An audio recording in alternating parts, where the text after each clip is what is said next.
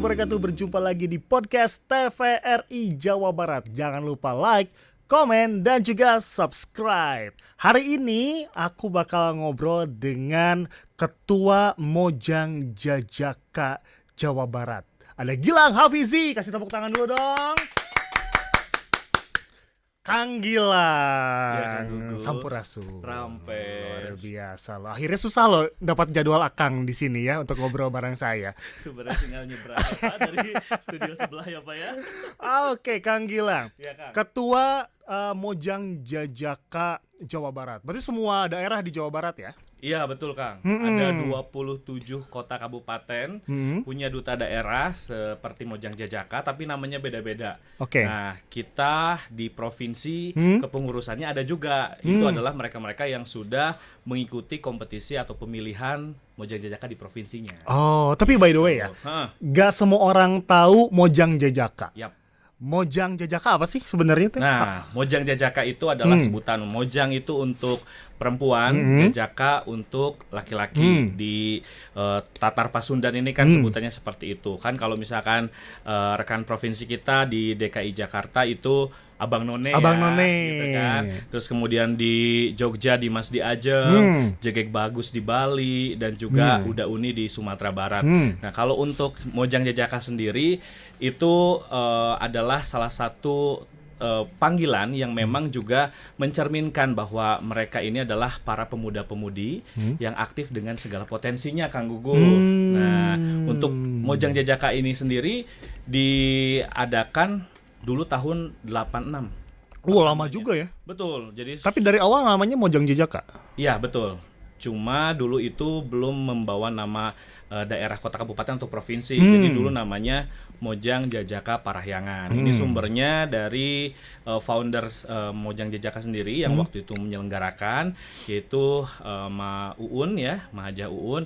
Beliau adalah yang pertama kali menyelenggarakan bersama dengan rekan-rekan lainnya di organisasi Tata Rias dan juga Kecantikan Tiara Kusuma. Iya, nah sampai sekarang Tiara Kusuma ini juga masih ada untuk menjadi lembaga pelatihan kecantikan gitu ya di beberapa daerah gitu, termasuk di Jawa Baratnya sendiri. Jadi saya tetap untuk sowan ke beliau untuk mengetahui bagaimana pakem-pakem dari secara aturan penilaian ataupun juga pakem secara tampilan dari berbusananya itu sendiri, Kang. Nah, ini kan kalau misalkan tadi Akang bilang Mojang Jajaka ini ada penilaian nih.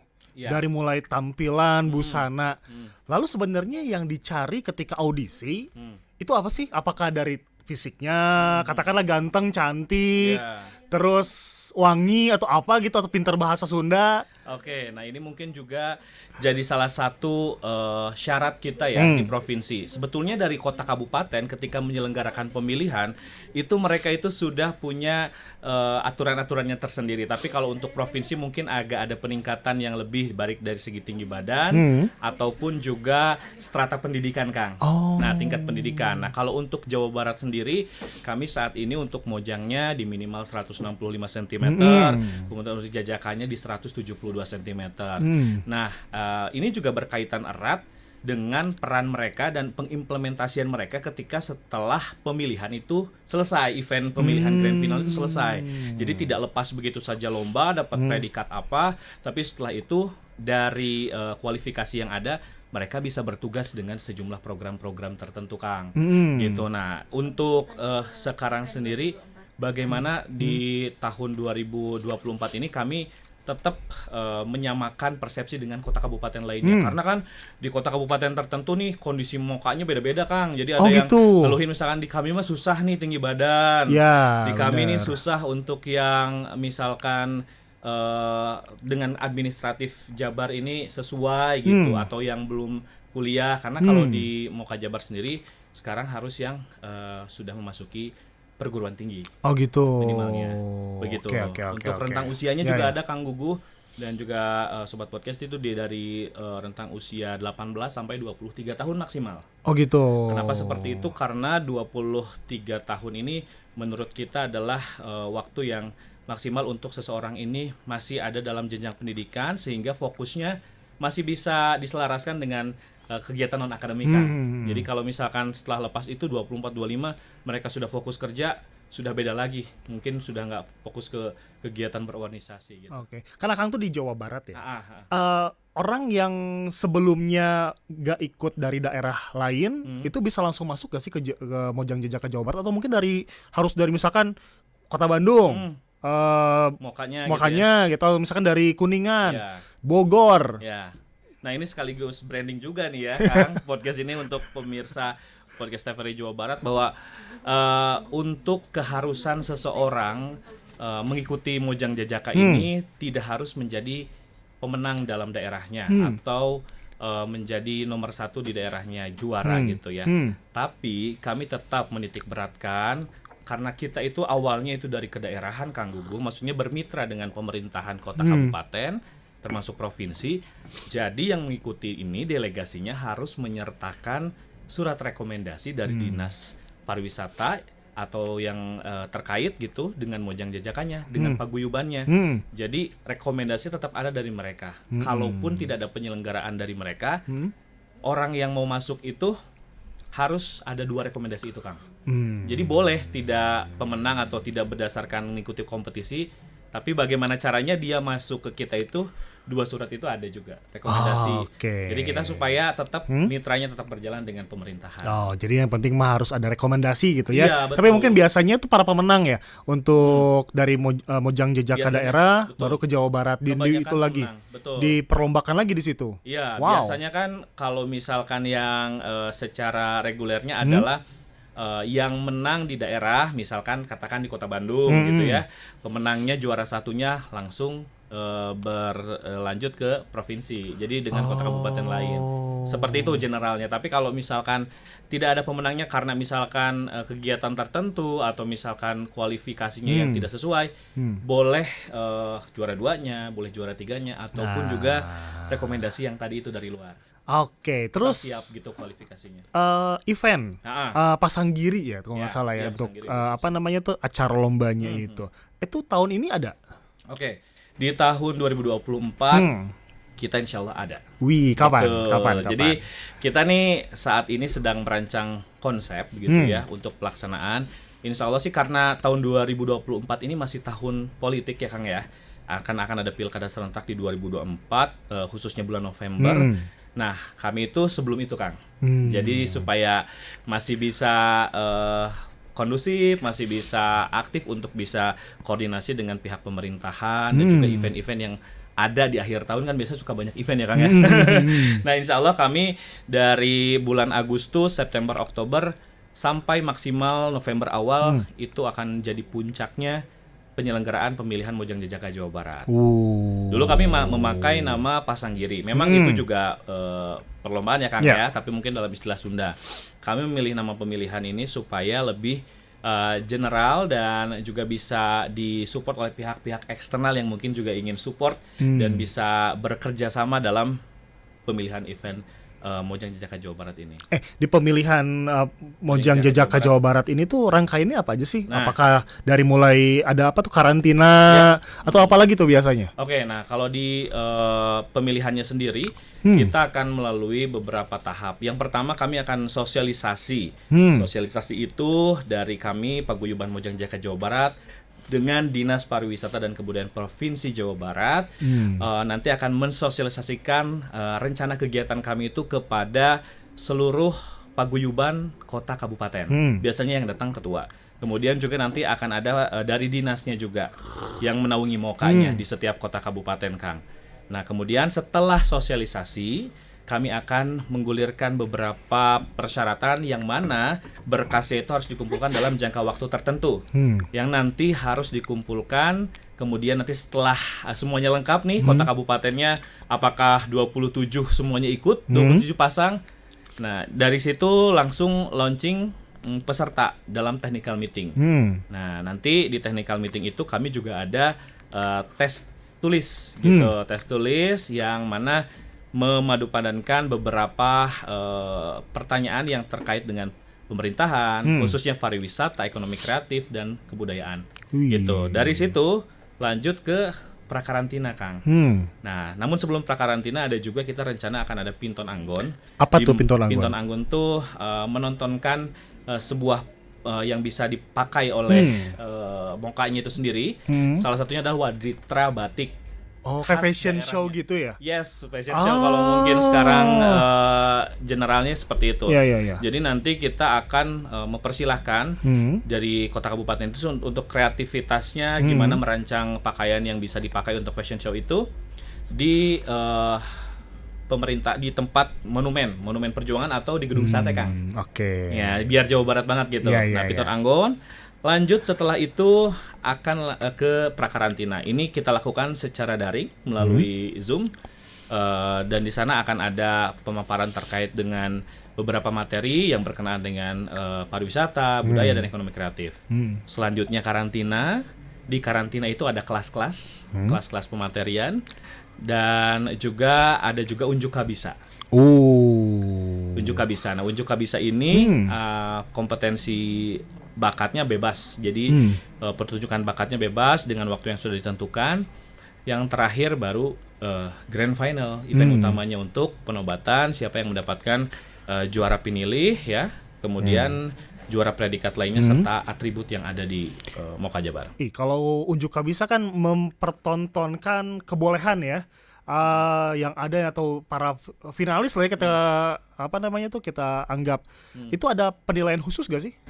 Oke, kalau untuk unjuk kabisa sendiri kita ada penilaian khusus. Yang pertama mungkin ketepatan waktu, kedua pemilihan kabisanya atau bakatnya ini benar-benar dijiwai atau sesuai nggak dengan dia, karena kadang-kadang ada juga nih yang misalkan baru berkompetisi atau baru akan menunjukkan potensinya ini, dia baru mempelajari bakat tersebut gitu kan, Kang. Bakat itu bakatku butuh teh nih. Bakatku butuh supaya penilaiannya bagus gitu nya. Nah, harus berhubungan dengan budaya Sunda atau budaya Jawa Barat kah? Nah, itu sebetulnya kita bebaskan, Kang. Jadi mangga kalau misalkan mau yang universal gitu ya, mau yang kekinian oke mangga gitu ya. Tapi biasanya kalau misalkan ada berhubungan dengan Provinsi Jawa Barat, etnik, nah itu akan menjadi nilai lebih lah sehingga karakternya itu dapat gitu. Ya tergantung pokoknya kalau misalkan dia bisa menjiwai di pengunjukan bakat ini ya dia akan bisa bagus nilainya. Seru ya, dari mulai prakarantina, lalu juga Pinton Anggon, lalu juga unjuk kabisa dan akhirnya grand final ya. Rencana grand final kapan? Grand finalnya yaitu di akhir Oktober. Oke, jadi tanggalnya belum kita pasti ya? launching, betul. Saat ini kan kita sedang produksinya belum launching, jadi di akhir Oktober sih, Kang, kita. Akhir Oktober, bentar lagi berarti ya? Betul. Oke. Sebenarnya Mojang Jajaka ya, kelihatannya tuh kalau misalkan kata-kata di media itu banyaknya yang lebih maju tuh Mojangnya. Kalau misalkan di Jawa Barat tuh kemarin ada Kevin 2017. Yeah. Dia tuh Miss Internasional. Yes. Lalu juga kemarin ada Farhana. Itu semua Farhana tuh apa ya? Aku lupa deh. Supranasional. Miss Internasional juga. Oh, Miss Internasional juga sama. Itu juga Mojang semuanya nih. Nah, sebenarnya dari Mojang Jajaka ini arahnya tuh kemana? Untuk Mojangnya, apakah let's say jadi model, artis, atau cuman jajakannya ya udah apa gitu? Iya, Kang Gugu, saya kan saat ini ya menjadi ketua ini juga baru tahun kedua ya. Jadi sebetulnya saya juga banyak berbincang dengan para senior gitu ya. Terus kemudian juga bagaimana sejarahnya Moka ini, akhirnya di mana gitu kan. Tapi kalau untuk Jawa Barat sendiri memang alurnya itu sampai di provinsi saja kalau untuk secara penyelenggaraan yang terkoordinasi dengan kota kabupaten, Kang.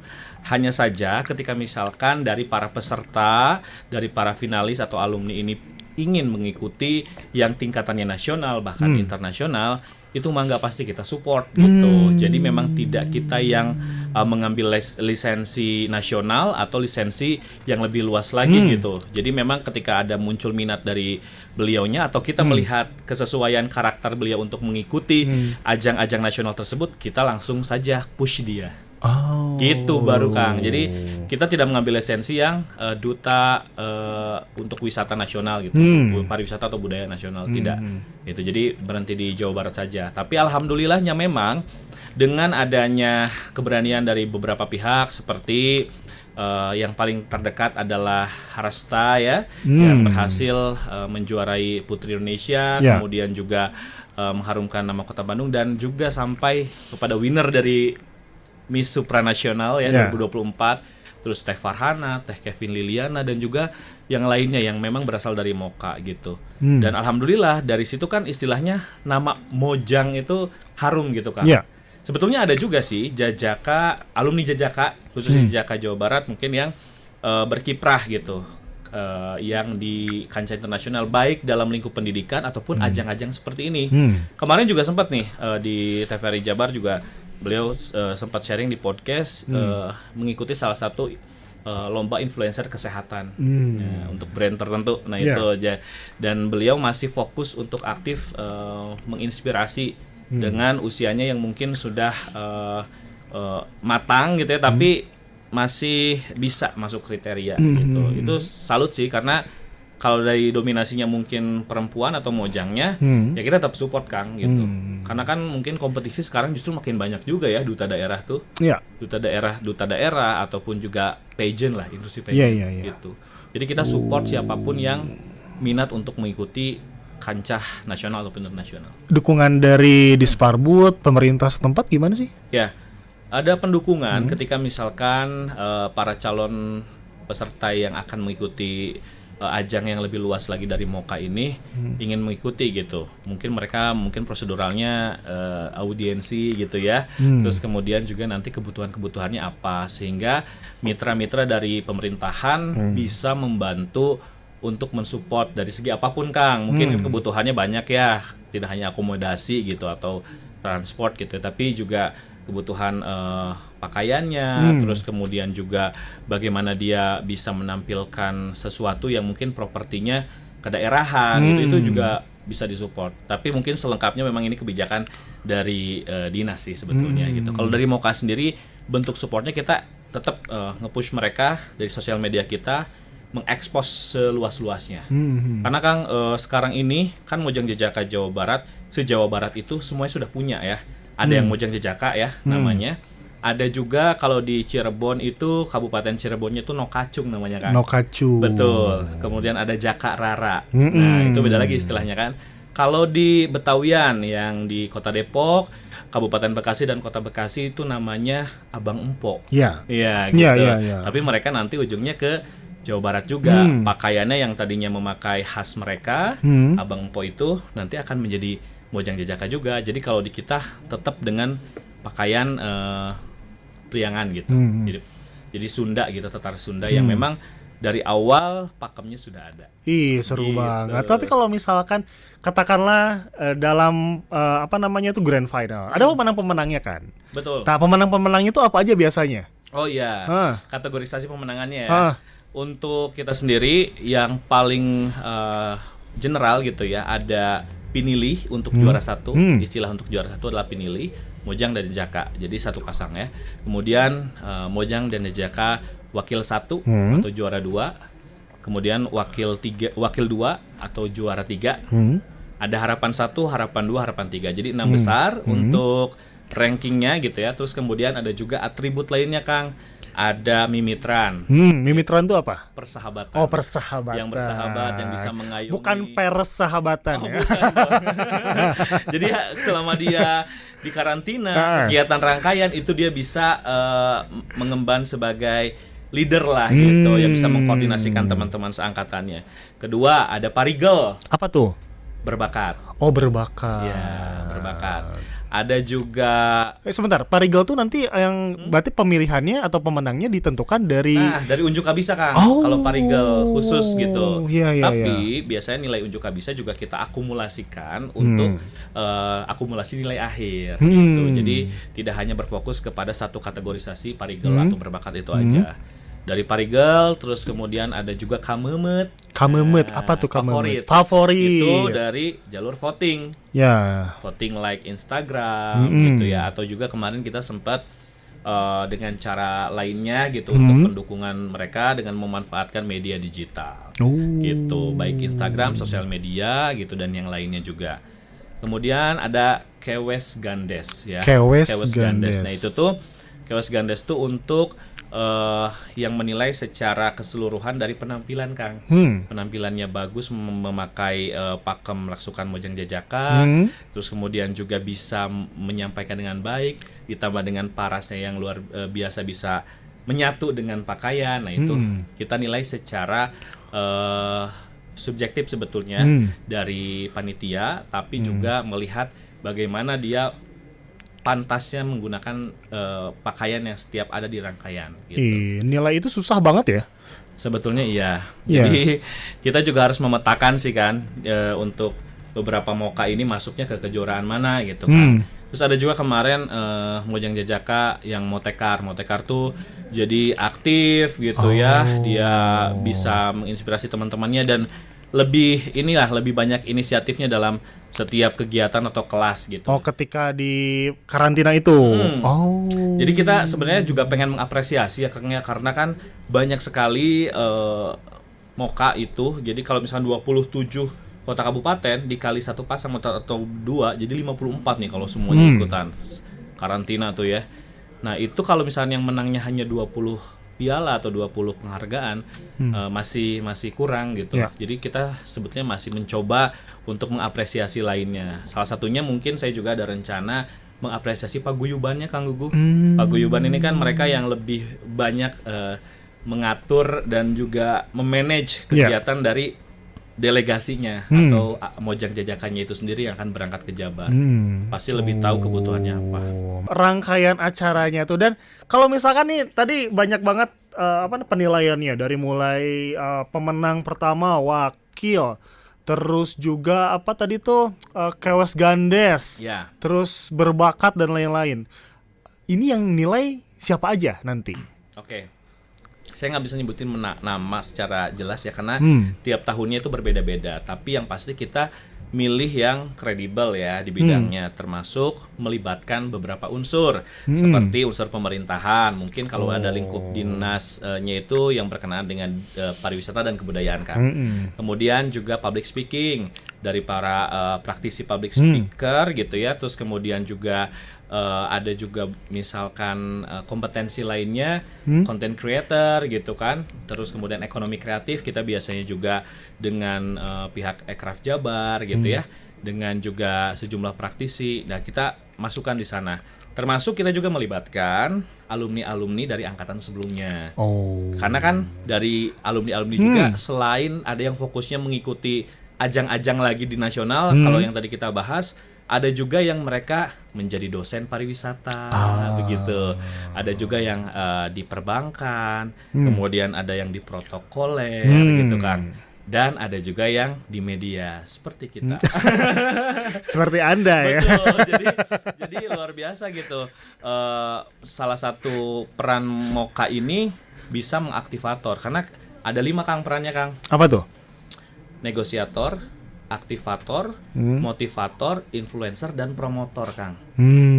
Jadi bisa mengaplikasikan peran tersebut sehingga nanti setelah pasang giri selesai, pemilihan selesai, mereka masih bisa berpegang kepada 5 peran tersebut. Termasuk Mas Agi Kang, Pengku Agamana, Elmuna, Jembar Budayana, Rancage Gawena. Jadi itu kalau bisa dipadu-padankan meskipun tidak sempurna, tapi berharap Mojang Jajaka ini bisa menjadi nonoman panutan atau pemuda yang menginspirasi dan juga menjadi panutan untuk generasi muda lainnya. Gitu.